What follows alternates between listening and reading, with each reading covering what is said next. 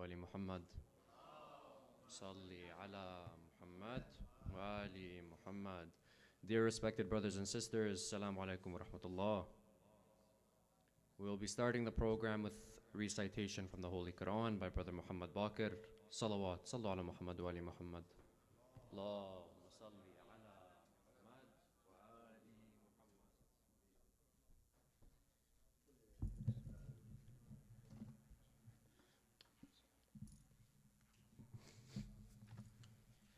عطروا أفواهكم بذكر الصلاة على محمد وآل محمد.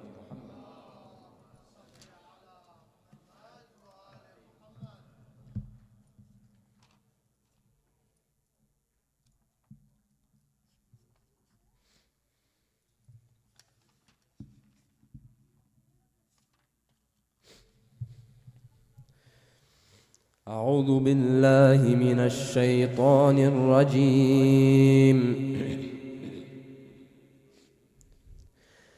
بسم الله الرحمن الرحيم.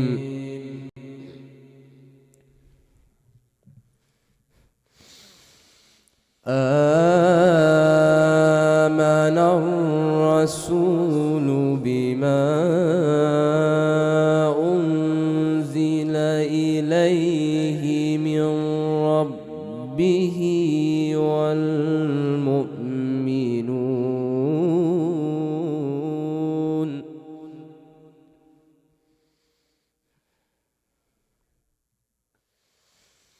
كل آمن بالله وملائكته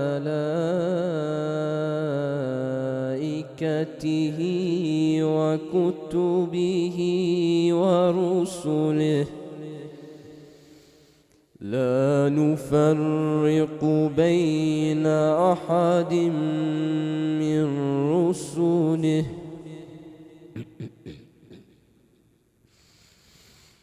وقالوا سمعنا وأطعنا غفرانك ربنا وإليك المصير لا يكلف الله نفسا إلا وسعها لها ما كسبت وعليها ما اكتسبت ربنا لا تؤاخذنا إن نسينا أو أخطأنا ربنا ولا تحمل علينا إصرا كما حملته على الذين من قبلنا ربنا ولا تحملنا ما لا طاقة لنا به واعف عنا واغفر لنا وارحمنا واعف عنا واغفر لنا وارحمنا أنت مولانا فانصرنا على القوم الكافرين.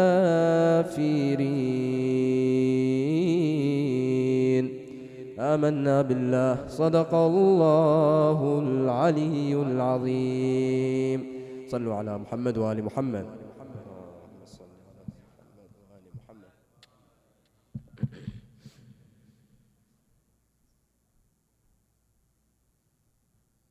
Ahsant. It is not the eyes that are blind, but the hearts that are within the chests. Surah Al-Hajj 22:46. Karbala is not hidden. It's recited, mourned, and remembered every year. The cries of, "Is there anyone there to help us?" still echo throughout history. The tents still burn in the hearts of those who love Ahlul Bayt, and yet, so many Muslims turn away, not with their eyes but with their hearts. They know Hussein was slaughtered, they know children were thirsty, but they brush it off as history, not inheritance. They say, "Let's not divide," instead of asking, "Why did he rise?" This is not blindness of the eye, it's blindness of the soul. If hearts were awake, Karbala would not be sidelined. If hearts were alive, they would rise, not just in mourning, but in movement, in loyalty, and in wilaya. Now we will have another English lecture and majlis, inshallah, another insightful one by Sheikh Shafeeq Huda. Salawat ala Muhammad wa ali Muhammad. Salli ala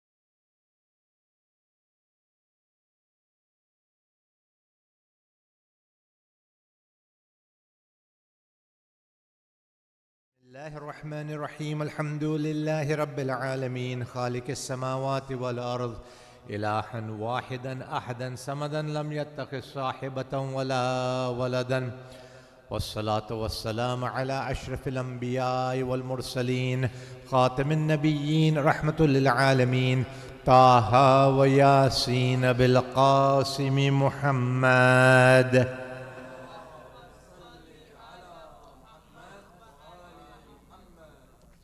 وعلى آله الطيبين الطاهرين المعصومين المظلومين المنتجبين ورحمة الله على محبيهم ولعنة الله على أعدائهم وقاتليهم وغاصب حقوق حقهم ومنكر فضائلهم أجمعين من يومنا هذا إلى يوم الدين.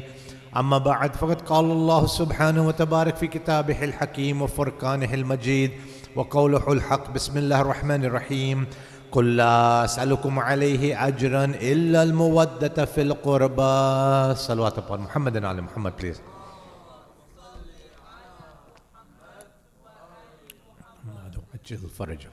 Respected sisters and brothers, my youngsters, my elders, Assalamu alaikum jami'an wa rahmatullahi wa barakatuh. أعظم الله أجورنا وأجوركم بمصابنا بالحسين عليه السلام. We again extend our condolences to the Imam of the time, Imam al-Hujjah, Ajjalallahu ta'ala dhuhuruhu sharif, to the Prophet, to the Prophet's family, and all the believers around the world as we lead up in these days towards the Shahadat of Abu Abdullah.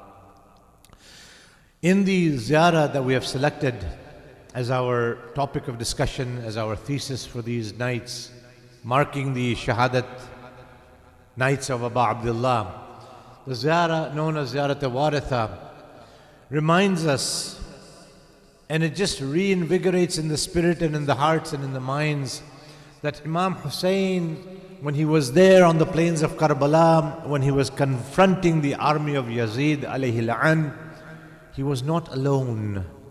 He was not alone in the form of his representation. He was alone from a physical, materialistic point of view. But his presence there was not alone in the sense that it was not just Hussein alayhi salam, Mawla, on the plains of Karbala, but 124,000 prophets were also present in Karbala. The remaining Aimma alayhim salam were also present in Karbala. And so it was not that it was a simple issue of the Imam doing bayat or allegiance to Yazid, but it was rather a phenomenal point in question here, that had he surrendered to the dictates of Yazid, then the prophecies, the prophethoods, and the messages of 124,000 prophets would have gone down the drain if he would have done the bay'ah. Because had he done that allegiance, then all of those prophethoods would have been, that house of Nabuwah, the house of Islam as we know it, would have crumbled and there would have been nothing left of it. It would have been completely desecrated. One of the things that Allah subhanahu wa ta'ala has done in order to keep the message alive is to ensure that at every turning and at every point there is some hujjah of Allah, some representative of Allah who will remind the people, even if 90%, even if 99% go in one direction, that 1% will still remain to remind people of Allah subhanahu wa ta'ala. If you look at it from a political perspective, we live in a country that supposedly prides itself on democracy. A Western world that claims to have democracy also, although this is something that if my youngsters someday have some stamina and excitement to debate and discuss, we will decide and discuss whether North America, especially Canada and the United States, really has democracy or not. Because somebody who can get less than 50% of the votes can end up becoming the president of the United States and leaving behind more than 50% to have not had the voices heard. But anyways, that's a different subject altogether. But we are told that on a political perspective, from a political angle, if somebody gets 50% of the support of a community, of a people, then they're okay. So it's 50 plus 1. You're with me politically, I'm talking about, right? In a democracy, they say 50 plus 1, you are in charge. You have won. So if you get more than 50% of the votes in a certain place, in a certain election, whether it's a municipal election for the mayor, whether it's the premier's election, although we have a different system here, we have the parliamentary system where you elect a party and the party selects its leader. But okay, I don't want to get into the semantics. What I'm saying is, under normal circumstances, 50% plus 1 means that you have won the election. When you look at what had transpired in the Islamic arena, in the Islamic environment, in the Islamic nation, in the Ummah at the time, Muawiyah al-Mal'un had basically, after the treaty with Imam Mujtaba had been signed, even though he had promised he would not select, appoint or have anybody after him being the Khalifa, he was making all the arrangements for Yazid to take over. He had gone to all of the various tribes, the tribal leaders throughout the Arabian Peninsula, and he had bagfuls and bagfuls of money with him to basically buy out the people, buy out their allegiance, and if in case somebody did not agree to be bought out, then the sword was also there. The safe was also there. The sword was also there. So if I couldn't buy you, according to Muawiyah's demented logic, then I'm going to threaten you. I'm going to kill you. I'm going to take your family as prisoners. I will loot your house. I will do this. I will do that. Everything of yours will become halal for me. That was the simple equation that Muawiyah says. So basically, he managed to convince an overwhelming majority of the Muslim world at the time to do allegiance, to pay allegiance to his son, the accursed Yazid. Now, there was a very fundamental difference in the approach that Muawiyah had and the approach that Yazid was taking. Muawiyah was some sort of you can say, a very shrewd, cunning diplomat. He was able to hide behind the guise of pretending to be a Muslim. And so this guise actually confused a lot of people. This falsehood, this mask, if you want to call it, ended up confusing a lot of people, and you would find, Allahu Akbar, Amirul Mu'mineen Ali ibn Abi Talib alayhi salatu wasalam, in Nahj al-Balagha, he is writing letters to Muawiyah, min al-Amirul Mu'mineen, min al-Ali ibn Abi Talib, ila Muawiyah ibn Abi Sufyan. And he would be writing the letter, Ittaqullah, have taqwa, have iman, do the right thing, do good, do this, do that, fear Allah subhanahu wa ta'ala. And then when Muawiyah would write back, he would write min Amirul Mu'min, Allahu astaghfirullah rabbi wa ta'ala. He would write min Amirul Mu'minin Muawiyah ibn Abi Sufyan ila Ali ibn Abi Talib. And what would he write in his letter? Ya Ali, ittaqullah, have iman, fear Allah. And one of the lamentations, one of the issues that Mawla talks about, one of the issues that Amirul Mu'mineen lamented about. He says, what era, what zamana has transpired that my name and Muawiyah's name is taken in the same breath? If you read the writings of Imam Ali, you see, you can almost say a frustration as to what was happening. And so the people were deceived. And the deception of Muawiyah and the Banu Umayyah at the time had reached such a point that Imam Hassan was forced to have this treaty with Muawiyah. It was not a treaty out of choice. And so when Yazid's Khilafat came, when Muawiyah went to Jahannam, when he left this dunyavi world to his abode in Jahannam, in the hellfire, Yazid had a different approach. He was not a hidden sinner, he was an open sinner. He defied the laws of Allah openly. He used to mock the Rasul, the Prophet of Allah, the Quran and Majid, even the pulpits. He would put animals and monkeys and other animals to be able to basically humiliate the pulpit itself and basically make fun of Islam from a very, very open way. In an open way. Unlike his father who used to hide things behind the guise of Islam, he openly drank. He openly committed haram. And so this is why, because his policy was different, the policy of the Imam had to be different. You see the policy of Mawla Hassan alayhi salam, and you will see the policy of Imam Hussein. The Imam of the time, as I had mentioned 4 nights ago, will do what is required for the sake of Allah subhanahu wa ta'ala. And so whenever we look at the history itself, what we've been talking about every night, that Imam Abu Abdullah alayhi salam was the warith, was a successor of Adam, of Nuh, of Ibrahim, of Ismail, wa Ishaq, wa Yaqub, and all of the prophets, including Musa and Isa, and culminating with Prophet Muhammad sallallahu alayhi wa sallam. Salawatu ala Muhammad.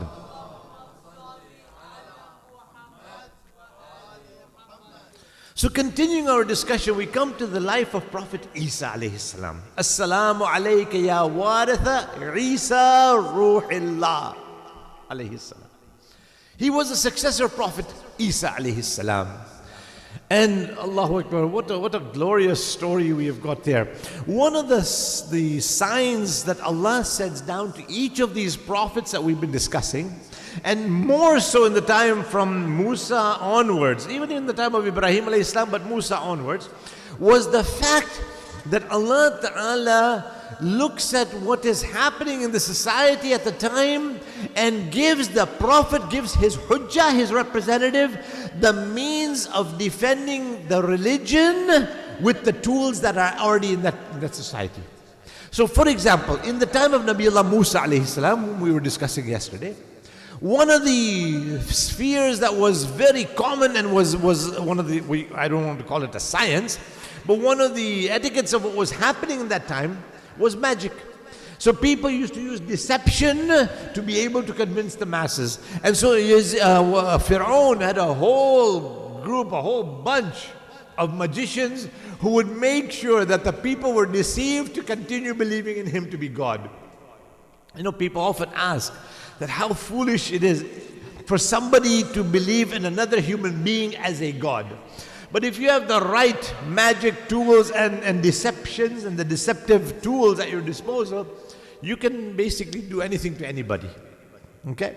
So basically, the time of Prophet Musa, magic was very, very, very, very common, very well known. So Allah subhanahu wa ta'ala, when He sends Musa alayhi salam, when He sends Moses with his staff, with that asa. And you know, there was a very interesting story, narration by one of the ulama. One alim at a point had a dream. In that dream, he sees Nabi Allah Musa alayhi salam.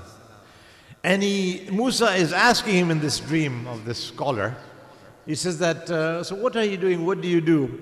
He says, oh, I teach in this place. I have this many students. I'm doing this, I'm doing that. And he was basically giving him a little bit of a biodata of what his tabligh work and what his efforts have been. I've written this book, I have done this, I've recited this lectures or whatever. At that time, Hazrat Musa in the dream of this alim tells him, I just asked you one question. You gave me a whole essay reply. So this alim in the dream says to Prophet Musa, He says, do you remember when Allah Ta'ala asked you, what is that in your hand?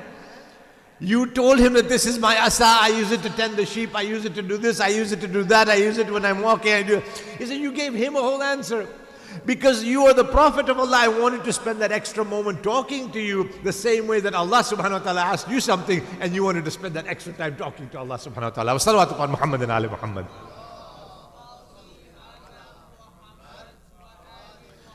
A man on a deserted island was once asked, he says, how sad, after he was rescued. He was asked, how lonely you must have been all these years. How sad it must have been, how lonely it must have been for you. We were talking about solitary confinement the other night, right? And he said, you were all alone on this deserted island. How sad it must have been. He said, no, I wasn't lonely at all. He said, what do you mean? He said, I had my Quran with me. Whenever I wanted Allah Ta'ala to talk to me, I would read the Quran. Whenever I wanted to talk to Allah, I would do my salat. Salawat ala Muhammad wa ali Muhammad. Whenever I wanted to talk to Allah, I would read my salat. Whenever I wanted Allah Subhanahu wa Ta'ala to talk to me, I would read the Quran. So in the time of Prophet Musa, the magic was very prevalent. So Allah Ta'ala sends him with this asa, with the staff. And the magicians who were masters of magic, when the staff of Musa became a serpent, you know the story, so I don't want to repeat it, I don't want to go over it. If you are interested to read the Quran Majid and the narration of Nabi Allah Musa, our time, we only get an opportunity to skim the surface. I am not able to do any more than skimming the surface, so do forgive me, my respected sisters and brothers. And so the story of the Hazrat Musa throwing his asa down, the asa becoming a serpent. And then eventually that serpent of Musa alayhi salam eats up the Pharaoh's magicians' serpents. And at that time, the magicians realized what we have is deception. What we have is magic.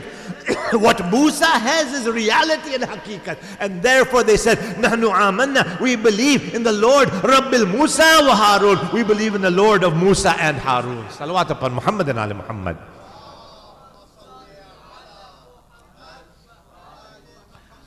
And so they realized, and Pharaoh says, how dare you do that without my permission? He says, no, we're not going to take your permission. With this, we have seen that this is a true God who is Moses, the God of Moses is the true God. This is not magic that he is God. This is haqiqat, this is asliyat, this is reality. So that was what was needed at that time. Allah subhanahu wa ta'ala gave that to Nabi Musa alayhi salam. In the time of Nabi Allah Isa alayhi salam, what was the prevalent science, if you want to call it that? Medical science, medicine. The doctors had reached a point where they were able to start curing people of various illnesses. It was, hundreds and hundreds of years in the making. And so Allah Ta'ala gave Nabi Isa the power and the ability to do what? If there was a leper, he could cure the leper. If somebody was ill, he would cure that person who was ill. And even the doctors sometimes could treat illnesses. Hazrat Isa cured those illnesses. Bi-idhnillah. And then he reaches the pinnacle, the Quran Majid mentions, he reaches the pinnacle of that by not only curing those who have illnesses, but going to the ultimate where somebody has died and Allah Ta'ala gives him the power to bring them back to life. He has the power to bring them back to life, bi-idhnillah. At every point he says, with the permission of Allah, with the permission of Allah, bi-idhnillah, bi-idhnillah, with the permission of Allah. And so he is given that power to cure people who are lepers, to cure people who have got terminal illnesses, and ultimately bring back those who had already passed away back to life. But when he was born, his nabuwat started immediately. You remember the story, the Surah Maryam mentions it, the 19th Surah of the Quran Majid. And tonight is Laylatul Jummah as well. Take a moment to recite as much Quran as you can after the time of Maghrib today and tomorrow. These are the nights, this night, and then the day tomorrow is the night and the day dedicated to Imam Sahib al-Amr, Imam al-Hujjah. And before I leave you tonight, I'll give you a little bit of what you can say, a gift, inshallah, bi-idhnillah. If you want to genuinely have a chance to meet Imam Sahib al-Amr, Ajjalullah, in your lifetime, as in a physical state, not just in an emotional or a spiritual state, in a physical state. We are told in a hadith by the 6th Imam that has been narrated that anybody who recites Surah Isra, Surah Bani Israel, there's a number of names for various surah, but Surah Bani Israel or Surah Isra, it is the 17th surah of the Quran. It is in the very first surah of the 15th chapter of the Holy, almost halfway into the Quran Majid. You recite that. It's about 104, 106 verses. It starts out with the ayah of Mi'raj. Bismillah ar-Rahman ar-Rahim. Subhanalladhi asra bi'abdihi laylam min al-masjid al-haram ila al-masjid al-aqsa alladhi barakna hawlahu linuriyahu min ayatina innahu huwa as-sami'ul basir. It is talking about how Allah Ta'ala took His beloved Habib, His servant, in the night from Masjid al-Haram to Masjid al-Aqsa. Tomorrow night, I will be discussing it, but I wanted to make sure that you did not deprive yourself of the opportunity to recite this on Laylatul Jummah. After Maghrib today, before Salatul Fajr time, as I said, it'll take you maybe 20 minutes, 25 minutes, depending on your speed, inshallah. It is narrated by the Imam, by the sixth Imam, that inshallah, bi'idhnillah, you will meet him regularly. You do this regularly. You will meet Imam Sahib al-Amr prior to his dhuhr, inshallah. Ajjalallahu ta'ala dhuhr sharif. So that is the 17th surah. The 19th surah of the Quran Majid is the surah which is uniquely named, a surah that is dedicated to a lady in the name, a surah that has been dedicated to a lady which even the Bible, the Torah, or the other previous scriptures do not have that honor of. To my sisters and my daughters and my mothers, I tell you, anybody who tries to argue with you, who tries to challenge you about what Islam says about human rights when it comes to ladies, when it comes to our sisters and our daughters and our mothers, refer to them to the Quran Majid. Show them the 19th surah of the Holy Quran, and you see the only divinely revealed scripture that has an entire chapter named after a lady, Suratul Maryam alayha salam. Ahsan, jazakallah khair. Jazakallah khair. In that chapter, when there was a serious, Allahu Akbar, astaghfirullah rabbi, a very serious accusation was made against one of the most pious ladies on the face of this earth. We men, we've had 124,000 prophets, 12 imams, countless mujtahideen maraja, and we're still iffy, we're still not right on the right track. For our ladies, Allah subhanahu wa ta'ala gave 4 divinely inspired individuals, sisters, ladies, and personalities that are a source of emulation not only to our ladies, but even to us as men. One was that of Asiya, the wife of Fir'aun. The second was Maryam bint Imran, Hazrat Maryam, the mother of Prophet Jesus alayhi salam. The third was none other than Hazrat Khadija Tahira salamullahi alayha. And the fourth one, the leader of all the ladies of the world, none other than Siddiqa Tahira, Hazrat Fatima Zahra salamullahi alayha.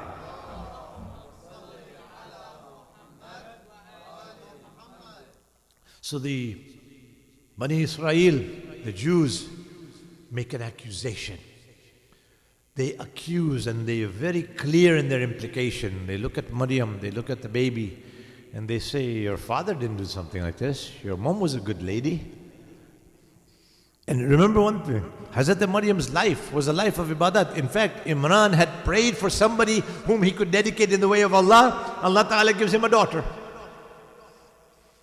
Maybe he was expecting a son. Maybe he was expecting somebody who would go and do some khidmat. Allah gives him a daughter. Allahu Akbar. The same way, centuries later, people were wondering, Ya Rasulullah, oh Ibn Abdullah, who will be your successor? Who will take your alam? Who will take your standard? Who will keep your name alive? All of a sudden, every son that he had, Qasim, Tahir, Ibrahim, left this world at a very young age. The only one who survived Rasulullah was none other, the same way in the other earlier time we had none other than Siddiqa Tahira Fatima Zahra, the mother of all the Imams and the mother of all the Sayyids till today, until the day of judgment. Salawat upon Muhammad and Ali Muhammad for Fatima Zahra. Salam. Hazrat Isa is in the cradle. Maryam is given this accusation.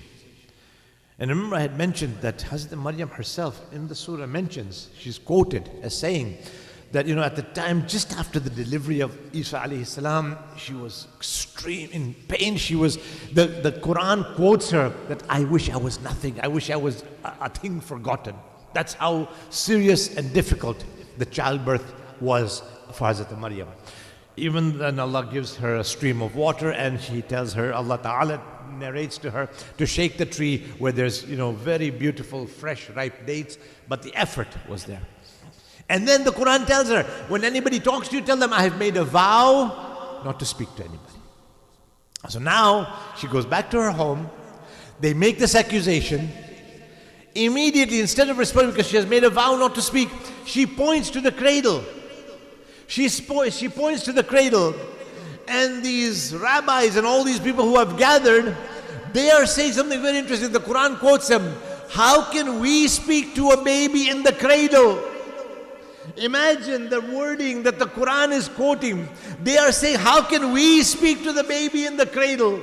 I mean, you have got, you've got your language, you've got your linguistic skills. You can talk, but they are saying, how can we talk? Because right away, even they knew deep in their hearts that if we say, how can the baby talk to us, we will be reprimanded again. And immediately, Prophet Isa in the cradle replies that I am Inni Abdullah, I am the slave of Allah. He has given me the Quran, He has given me the book, He has given me the kitab, and Allahu Akbar, He has told me to be dutiful to my mother. He has told me to be good to my mother. Jazakallah khair. Allahumma salli ala. How beautifully Allah Ta'ala's servant, slave is saying, I am the slave of Allah. I have been given a book. I mean, think about it. He's a baby in a cradle. What book are you talking about, Ya Isa? You don't understand. When the prophets of Allah come, they come with the book, not that the book will come afterwards. That is why the Quran reminds us, Inna anzalnahu fi laylatil qadr. We have already given the book to Rasulullah. The Quran will come to you over 23 years in the Tanzeel and in the Revelation. Salawat upon Muhammad and Ali Muhammad.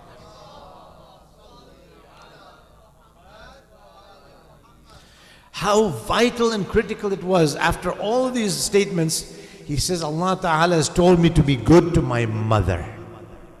Has told me to be dutiful to my mother.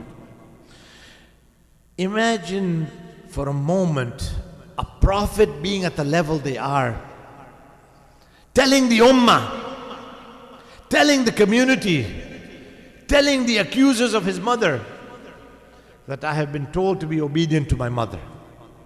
Immediately the doors of any sort of accusation are closed, not by Hazrat Maryam herself, but by the slave of Allah who has been given a message by Allah, who has been given a kitab from Allah subhanahu wa ta'ala. He is saying that these are my responsibilities.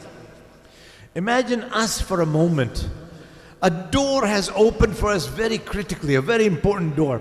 Because here Allah subhanahu wa ta'ala's messenger is reminding us that we are in this world, we have obligations to each other, we have duties to each other. And one of those duties is to our parents. Allah Jalla Jalaluhu, the Almighty Creator, says what in the Quran? وَكَذَا رَبُّكَ أَلَّا تَعْبُدُوا إِلَّا إِيَّاهُ وَبِالْوَالِدَيْنِ إِحْسَانًا. Allah decrees that there is none other worthy of worship, that you must not worship anybody إِلَّا إِيَّاهُ, except for Him. And immediately after that, وَبِالْوَالِدَيْنِ إِحْسَانًا, and be good to your parents. The word here is ihsana. Be good to your parents is what it gets translated in. وَبِالْوَالِدَيْنِ إِحْسَانًا. It actually doesn't, and I always tell my students one thing. For those of us for whom Arabic is not the first language, we have a challenge translating things. For those of you who are Arabic speakers and first language, and I'm grateful to you for giving me this opportunity to be with you. For most of you who are here, Arabic is your first language. You will probably be able to give an explanation of the word ihsan much easier and better than I will be able to do. It doesn't mean do good to your parents. Because do good to your parents would be do hasana to them. وَبِالْوَالِدَيْنَ hasana. Do good to your parents. No. Ihsana, which is the superlative of hasana. You know, we ask Allah for what? رَبَّنَا آتِنَا فِي الدُّنْيَا hasana. وَفِي الْآخِرَةِ حَسَنَةً. So the word hasana will give us good in this dunya, give us good in the hereafter. Very well, very easy to understand. But here Allah Ta'ala has used the word ihsana. One of the commentators, one of my teachers explained to me. He says, what that means, my dear youngsters, my dear sisters and brothers, وَبِالْوَالِدَيْنَ إِحْسَانًا means, or the philosophy of it, or the deeper meaning is, that you give them water before they get thirsty. Allahu Akbar. You give them food before they get hungry. You bring them a chair before they need to sit down. So this is the meaning, the philosophical meaning of وَبِالْوَالِدَيْنَ إِحْسَانًا. Do good to your parents. If you want to see how the prophets of Allah were given that responsibility, you just heard about Hazrat Isa, just very, I've skimmed only the surface. The day after he buries his mother, Prophet Musa is going out to do his tabligh work. He's going out to do his da'wah. Prophet Musa, the day after he has buried his mother, he is going out to do his job, to do his work, to spread the message of Allah subhanahu wa ta'ala. As he is going out, as he leaves his house, a voice from the heavens comes. He says, Ya Musa, be careful today. Be careful. Hazrat Musa looks to the heavens. He says, Ya Allah, I've been doing this work for years and years now. Why are you telling me today, Musa, be careful? The response from Jalla Jalaluhu comes. He said, Ya Musa, today you are going outside. You don't have the dua of your mother's shade above you. Today you don't have your mother's dua upon you. You just buried her yesterday. Be careful. It's showing us, telling us, and reminding us that the value and the power of our mother's dua is probably the reason why we succeed every step without some calamity hitting us or not. Oftentimes people ask, what if my mother has passed away? What if my father has passed away? Does that mean that it's done? I'm finished, I don't have to do anything. The Imams have replied, don't think that your responsibility is done. First and foremost, your duty is to remember them. Whether it is through the salat of hadiyah of walidain, whether it is to do yasin, whether it is to do some dhikr, some tasbihat, some salat, hadiyah mayyat, anything you want to do. A very beautiful salat that is known as salatul hadiyah mayyat. Simple 2 rakat salat. In the first rakat, after Surah Fatiha, Surah Qadr. Inna anzalnahu fi laylatil qadr. Second rakah, after Surah Fatiha, Surah Kawthar. Inna a'tainaka al-Kawthar. Simple salat, the namaz salat is done, and this is the niyyah you can make for 1, for 10, for 1,000, for 1,000,000, as many marhumeen as those who have deceased as possible. And the one thing to remember, on Laylatul Jummah, the night that you're about to have now, minimum that night to remember your marhumeen. Whether it's your parents, if they have passed away, if they're alive, may Allah give them good health, strength, and a long and healthy life, inshallah. If they have passed away, may Allah, inshallah, open up the doors of paradise and Jannah for them. But remember them. Don't let their memory go away. That is one critical duty that the Imams have taught us when it came to our parental responsibility to our parents. A man comes to Imam Zainul Abidin alayhi salatu wasalam, and he says, Yabna Rasulullah, I have taken my mother for Hajj. I have explained to you before, Hajj today is not like Hajj that was in the time of Imam Zainul. Hajj today is like a picnic. You know, you've got cool tiles, you've got a shade, you've got nice conveniences and comforts, you've got air conditioners blowing all over, cool air, even if you're in the, near the Kaaba. The Hajj at the time of Ali ibn al-Hussein alayhi salam, Mawla, was a totally different Hajj. Burning sands, the feet would be on fire. They would, they used to, some friends used to joke that in those days and in some parts of the Arabian Peninsula till today, where they don't have air conditioning, you could actually fry an egg on a rock. That's how hot it becomes.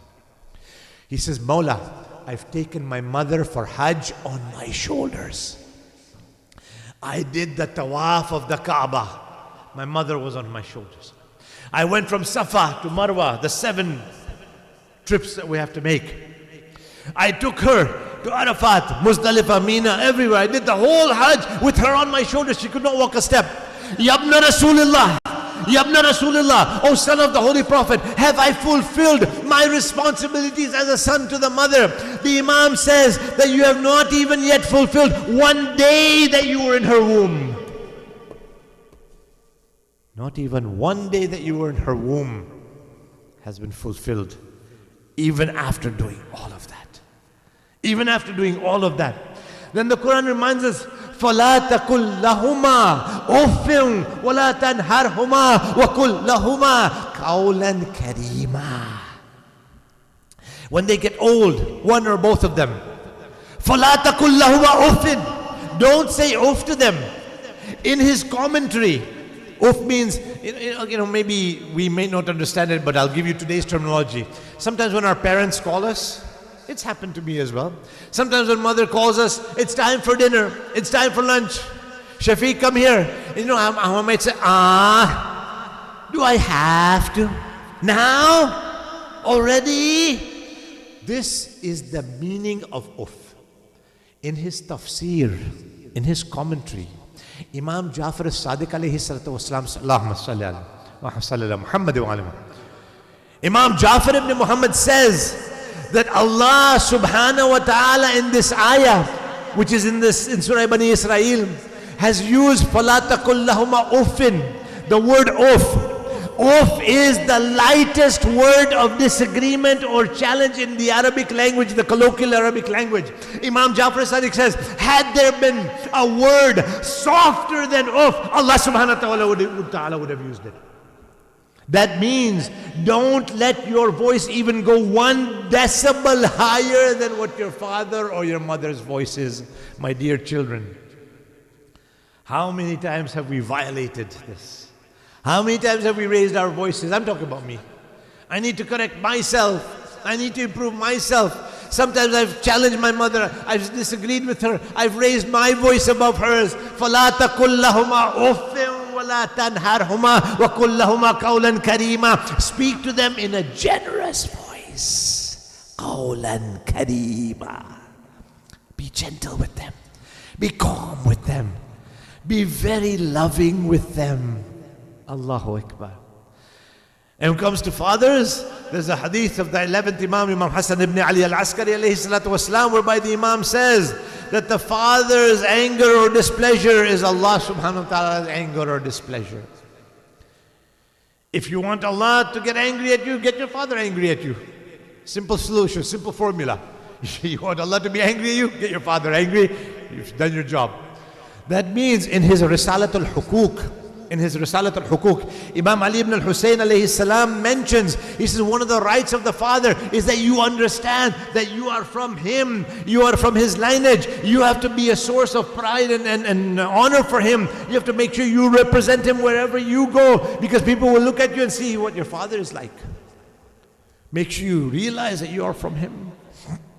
So Allah subhanahu wa ta'ala's pleasure is in the pleasure of the father. People often ask, yeah, but what if our parents are disbelievers? What if they're not mu'min? What if they're kuffar? What if this? What if that? Islamic answer to that is very simple. The formula of response is very easy.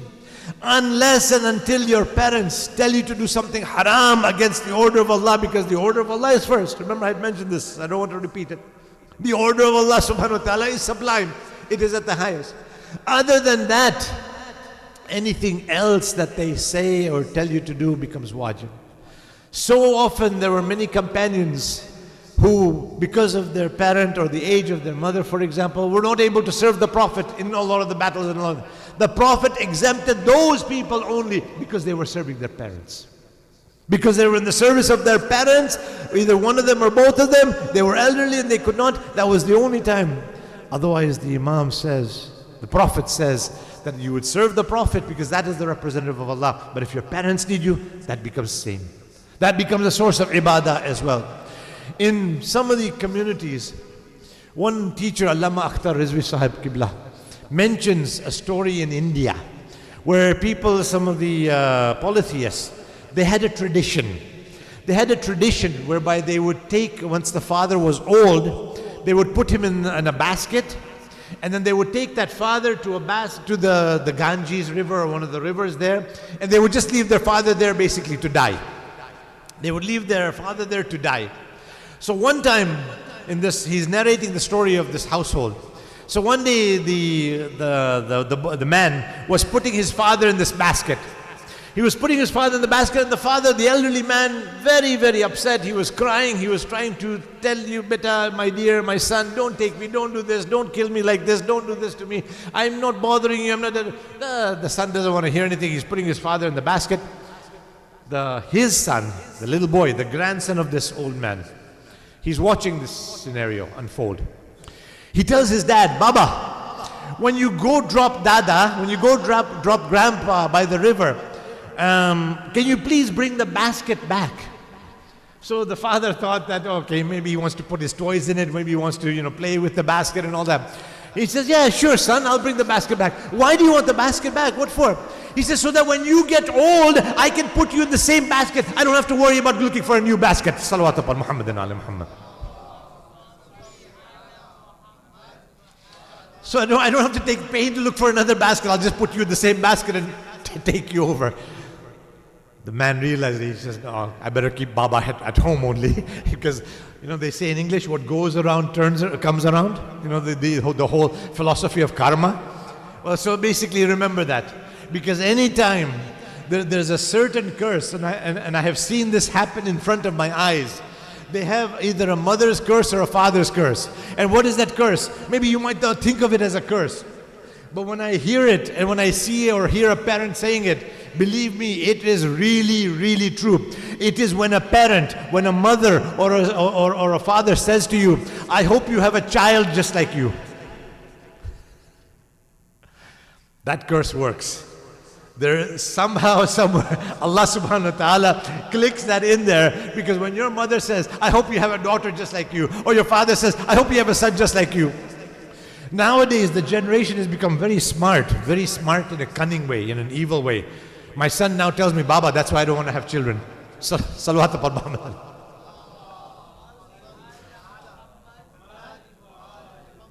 I said, yeah, let's see how long that lasts. Let's see how long that lasts.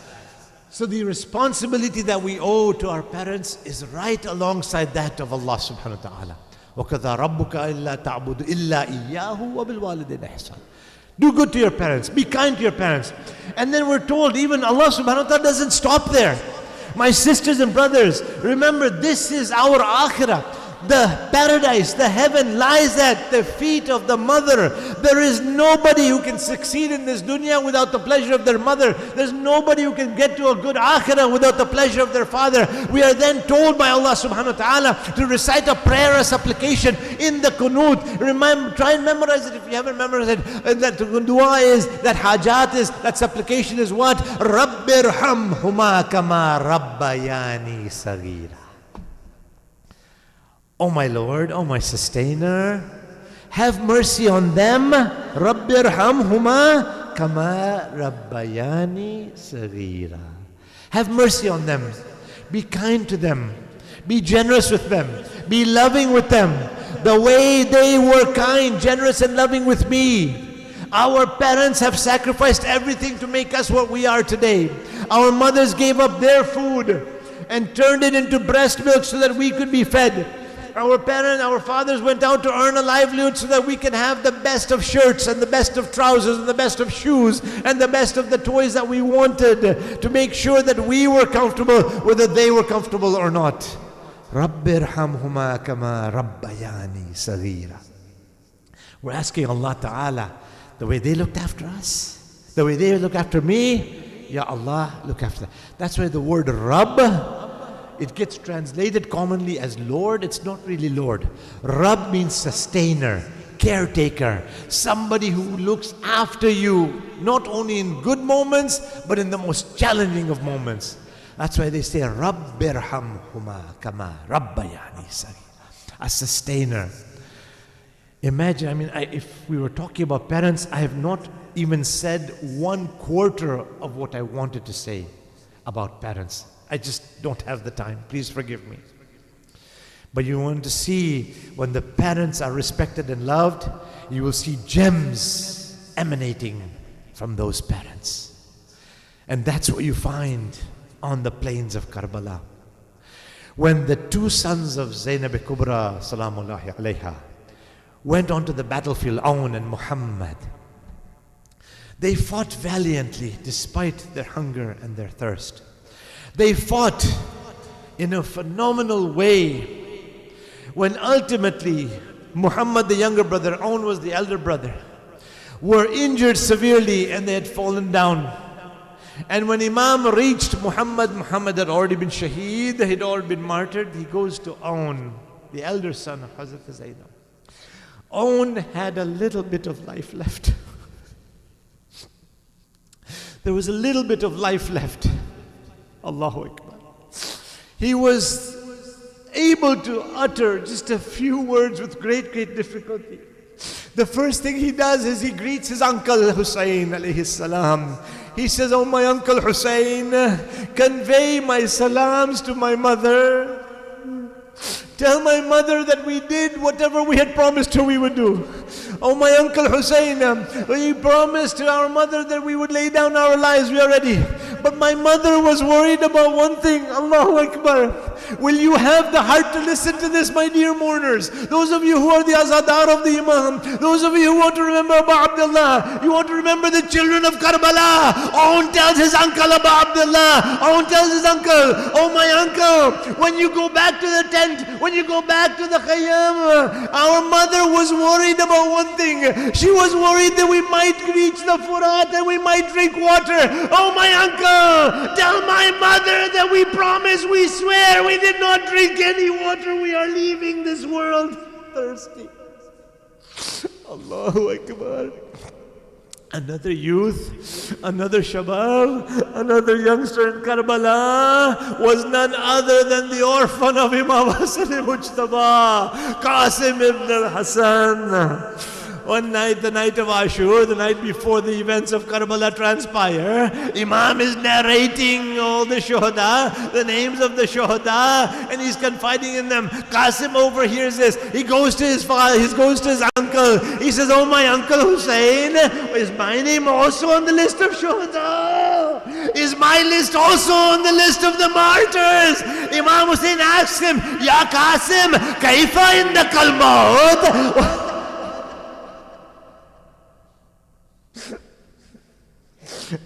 Qasim, what is maut to you? What is death to you? Qasim replies, the orphan of Hassan replies, the yatim of Hassan alayhi salam replies, my uncle, death is sweeter to me than honey. The Imam embraces Qasim and says, yes, your name is also amongst the shuhada. Your name is also on the list of the shuhada of the martyrs. At that time, the day of Ashura comes. At that time, Qasim is now having this consolation that his name is also there. And the night before Ashura, every mother is reminding their children, tomorrow you will be laying down your lives for your uncle Hussein, for the sake of Islam. The day of Ashura comes. All of the ashab have been martyred. One by one, the family members are going on to the battlefield. They are being martyred. Every time Qasim comes to his uncle refuses him. Abu Abdullah refuses him. Finally, Farwa, the mother of Qasim, says, Qasim, why have you not given your life yet? Qasim, why have you not given your life yet? And he tells his mother, my dear mother, every time I go to my uncle, he refuses me. He tells me, you remind me of my brother Hassan. You remind me of my brother Hassan. How can I let you go? How can I go? At that time, Farwa remembers that just before the shahadat, just before the poison had taken its toll on Imam Hassan al-Mujtaba, he had given 2 amulets to Farwa, and he told Farwa, when Qasim is in the most difficult of moment, when you see the most difficult moment around you, at that time open this package, open this amulet, open this envelope that will have these 2 amulets in it. She remembered that. She had brought that to Karbala with her. She opens it up and there were 2 letters inside the amulet. There were 2 letters inside the ta'weed. One was addressed to Imam Hussein. One was addressed to Qasim himself. The one that was addressed to Qasim, he opens it, and his father's message is there. When you are there, when you open this, your uncle Hussein will be surrounded by enemies. You will be in a very difficult situation with hunger and thirst all around you. Qasim, do not hesitate on my behalf. On my behalf, lay down your life. The other amulet, the other letter was addressed to Imam Hussein. And Qasim comes running to the tent of his uncle. He says, Uncle, I have something for you. My father has given something for you. When he heard the name of Hassan, the father of Qasim, Imam Hussein's tears are rolling down his cheeks. The tears are flowing from his eyes. He takes the letter, he puts it on his eyes and his forehead. He kisses the letter and he opens the letter. And the letter says, Assalamu alaikum. He says, my salutations, my brother Hussein. I know what you will be going through. Please do not refuse this sacrifice. Oh my. Imam now has no choice. He says, Khudafiz, he says, Fi amanillah, he bids farewell to Qasim. He dresses Qasim in the amama of Imam Mujtaba. Farwa gives the last dress, the outfit that Imam Hassan had worn when he's about to go to the battlefield. Again, Imam Hussein is crying. He sees Hassan going to the battlefield. He sees a thirsty Hassan.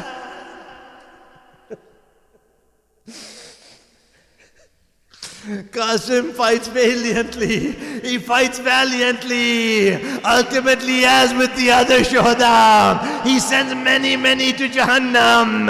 Ultimately, he also has been injured severely. He falls down from the horse. He calls out to his uncle.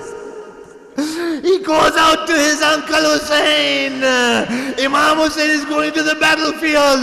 Allahu Akbar. Zakir in his book about Karbala, Zakir in his book Tears and Tributes, narrates that this was the one shaheed of Karbala whose body was trampled on 2 occasions. One time it was trampled while he was still alive. When the enemy saw Hussein coming to the battlefield to see his nephew Qasim, they started running this way and that way. In the process of running, in the process of fleeing, they trampled the body of Imam Qasim. Allahu Akbar. When Imam reaches the body parts of Hazrat Qasim, who is now shaheed, he says, Qasim, what have they done? Allahu Akbar. Imam puts his abba, he puts his cloak on the floor, he takes the body pieces of Qasim. La ilaha illallah. He takes the body of Qasim in the cloak, in the abba. He brings the abba back to the tent. The people up until now saw Imam Hussein bringing body after body. This time he's bringing his abba, he's bringing the cloak. Farwa says, Mawla, I know you are tired. I know you have gone through a very difficult time. But my Qasim was not so heavy. He was very young. My Qasim's body you could not bring, Mawla. Imam Hussein signals to Zainab, stand beside Farwa. He puts the abba on the ground. And when she sees the pieces of Qasim, she shrieks out and faints. All the ladies recite, Inna lillah wa inna ilayhi rajiun ya Qasim.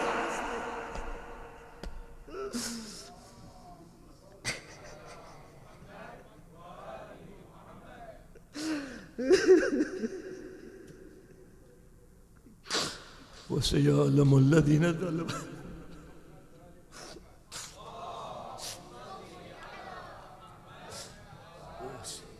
وسيعلم الذين ظلموا أي من قلب ينقلبون إنا لله وإنا إليه اللهم بسم الله الرحمن الرحيم الحمد لله رب العالمين الرحمن الرحيم مالك يوم الدين إياك نعبد وإياك نستعين اهدنا الصراط المستقيم أجركم الله أجركم الله.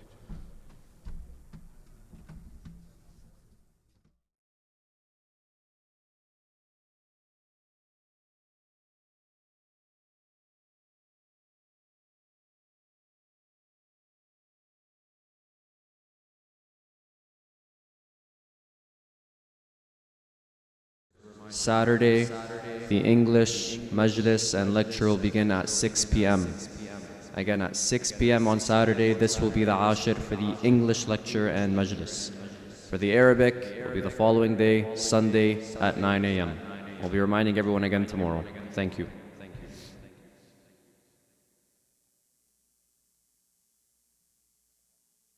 We'll also be taking a 5-minute break, followed by the Arabic lecture and Majlis.